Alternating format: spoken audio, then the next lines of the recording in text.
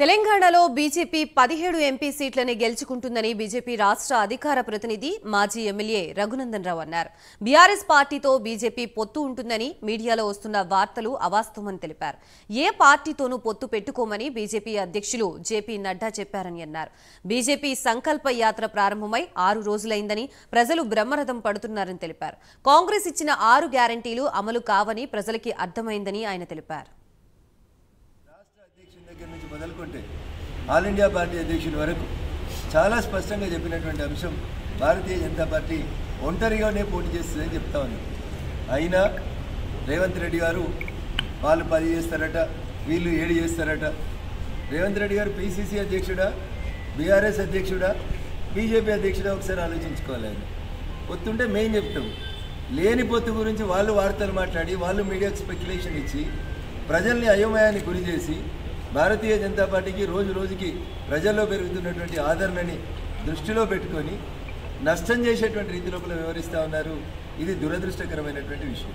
ఇప్పుడు బీఆర్ఎస్ ఎమ్మెల్యేలకు వచ్చిన వాళ్ళు కూడా ప్రభుత్వంలో ఉండి ఏం చేస్తున్నాం ఏం చేస్తలేమనేటువంటి విషయం లోపల పేద ప్రజలకు జరుగుతున్నటువంటి అన్యాయాన్ని దయించి ఒకసారి మేము మళ్ళీ ప్రజలకి ఈ విజయ సంకల్ప యాత్ర ద్వారా చెప్తూ ముందుకు పోతా ఉన్నాం. కాంగ్రెస్ బీఆర్ఎస్ రెండు కలిసి జంట కౌల్లాగా పయనం కొనసాగిస్తూ మా మీద బురద చల్లుతూ ఉన్నాయి. నేను మళ్ళీ మీ ద్వారా ప్రజలకు చెప్పదలుచుకున్నాను. ఇండియా కూటమిలో కేజ్రీవాల్ గారు ఉంటారు. కేజ్రీవాల్ గారు హైదరాబాద్కి వస్తే కేసీఆర్ గారు ఇంటికి వస్తారు. కేజ్రీవాల్ గారు కేసీఆర్ గారు ఒకటే.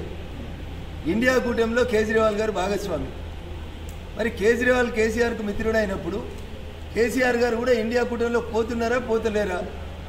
కానీ ఈ 9 సంవత్సరాల కాలంలో నరేంద్ర మోడీ గారు ప్రధానమంత్రిగా ఉన్న సమయంలో తెలంగాణ రాష్ట్రాన్ని గత ఈ 75 ఏళ్లలో పోయిన 65 సంవత్సరాలు ఎప్పుడు కూడా తెలంగాణ ప్రాంతానికి రానన్ని నిధులు మొదటిసారి తెలంగాణ రాష్ట్రానికి వచ్చినాయి. 9 లక్షల కోట్ల రూపాయలను ఈ తెలంగాణ ప్రాంతానికి ఖర్చు పెట్టినారు.